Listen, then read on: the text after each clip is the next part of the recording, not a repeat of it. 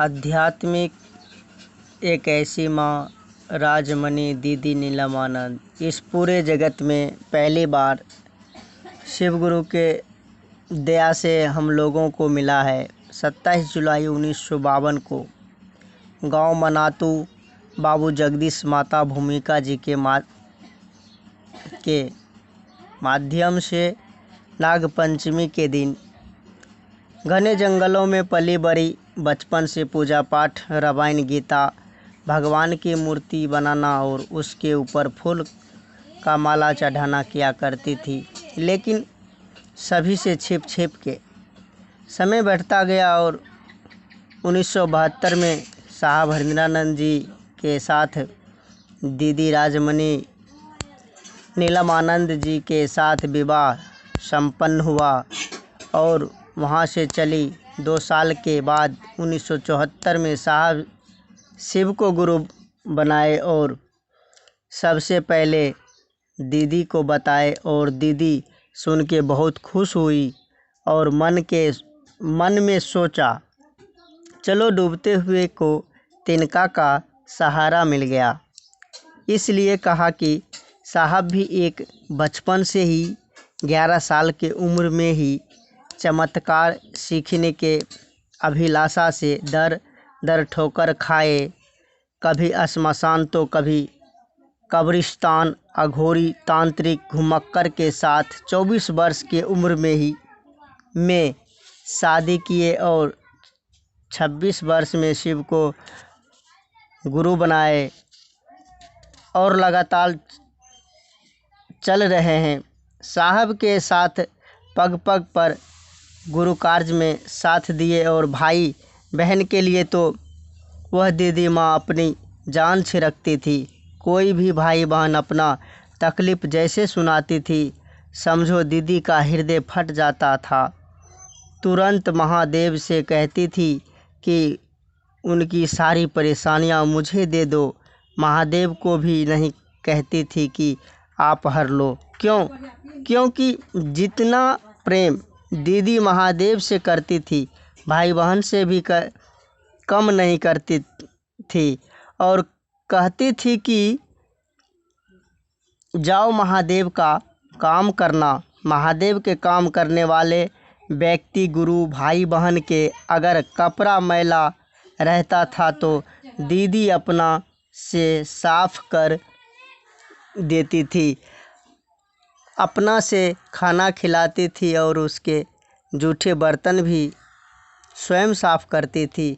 ज़रा सोचो, 1400 बीघा ज़मीन के मालिक जगदीश बाबू, पूरे स्टेट मनातू के मालिक, कितना लाड़ प्यार से पली बड़ी विदेशी गाड़ियों में घूमती थी। एक राजा की बेटी, एक जिला शिक्षा पदाधिकारी की बहू, एक मजिस्ट्रेट की पत्नी राजमणि दीदी नीलमानंद गांव-गांव, गली-गली नंगे पांव चलकर शिव शिष्यता के विकसित किया। दीदी की जब दोनों किडनी खराब हो गए तो उस स्थिति में भी लाख मना करने के बावजूद भी गुरु कार्य के लिए करती थी। एक बार साहब कहे दीदी से कि नीलम, आज तुम चर्चा में नहीं जाओगी। दीदी बोली ठीक है, मैं आपकी पत्नी हूँ, मान लेती हूँ, नहीं जाऊँगी। लेकिन आप मुझे बताएं, मैं एक शिव का शिष्या भी हूँ।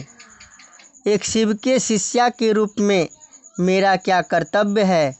आप अपनी पत्नी को चर्चा में जाने से रोक सकते हैं, एक शिव शिष्या को उसके गुरु के चर्चा में जाने से कैसे रोकेंगे?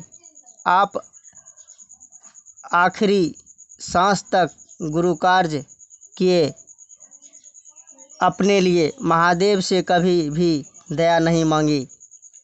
दीदी की सोच में शिव था, ख्यालों में शिव था। उनकी शिष्यता की सुगंध पूरे मानव सृष्टि, शिव की शिष्यता फूलों की जैसी सुगंधित हो रही है।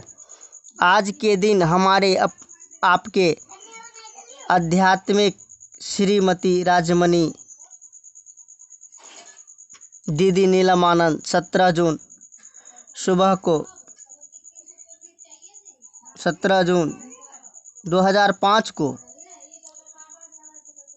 सुबह इस लौकिक जगत को छोड़ अपनी अनंत यात्रा पर प्रस्थान कर गई। आज 17 जून 2021 है। अपना अपना श्रद्धांजलि अर्पित करें। हम और आप जानते हैं कि सही में श्रद्धांजलि कैसे दी जाती है। जिस काम को करते करते दीदी अपना पूरा जीवन समर्पित कर दिए, हम और आप मिलकर उस काम को पूरा करें, उस राह पर चलें।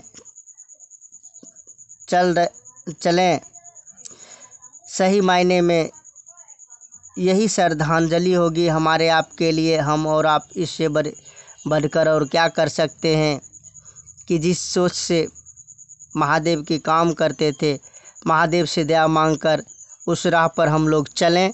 दीदी बोली है कि जो अंतिम सांस में बोली है उन्होंने कि जो भाई बहन महादेव का काम करेगा, मैं उसके लिए छाया बन के हर हमेशा साथ रहूँगा।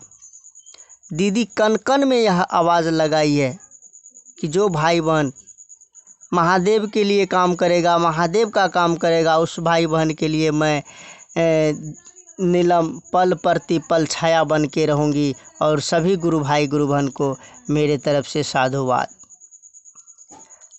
आइए सभी भाई बहन मिलके उस आध्यात्मिक श्रीमती दीदी नीलम आनंद को प्रणाम करते हैं, उस माँ को प्रणाम करते हैं और सही श्रद्धांजलि देने की कोशिश करते हैं हम लोग।